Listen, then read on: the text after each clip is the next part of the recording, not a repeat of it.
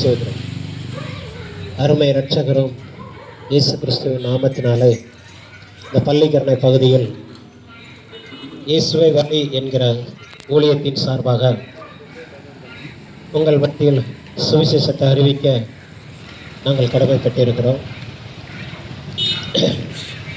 வேதத்தில் கூறுகிறது, ஒரு ஸ்திரீயானவன் 12 வருடமாய் பெரும்பாடுள்ள ஒரு ஸ்திரீ, அநேக உதிரத்தின் ஊறல், சரீரத்தில் அநேக ஊறல் உண்டாயிருந்தது. அப்பொழுது இயேசு அவ்வழியாய் ஊழியம் செய்து கொண்டு வருகையில் அந்த பகுதி ஜனங்கள் அநேகமாய் இயேசுவை பின்பற்றி செல்லும் பொழுது, அப்பொழுது உதிரத்தின் ஊறல் நிற்கவில்லை என்று அறிந்து தன் இருதயத்தில் விசுவாசித்து கொண்டிருந்தான்.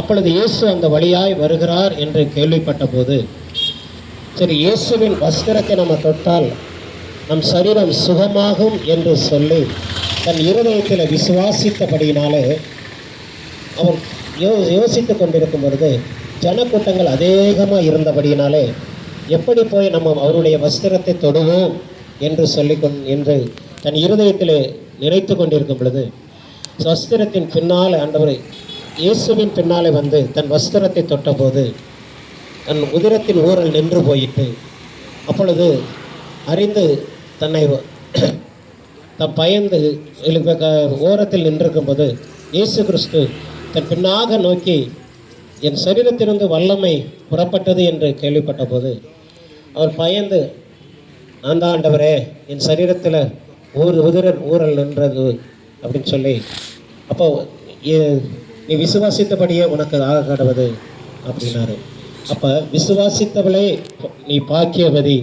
அப்போ கர்த்தரை நம்பி இந்த ஜனங்கள், அறியாத ஜனங்கள், உங்களுக்கு கஷ்டமா, பாடுகளா, பண கஷ்டமா, குடும்பத்தில் வறுமையா, கர்த்தரை நோக்கி நீங்கள் ஜெபம் பண்ணும்போது இந்த வீட்டுக்கு ரட்சிப்பு வந்தது என்று சொல்ல முடியும் வார்த்தை உங்கள் வீட்டுக்கு ரட்சிப்பு வரும்.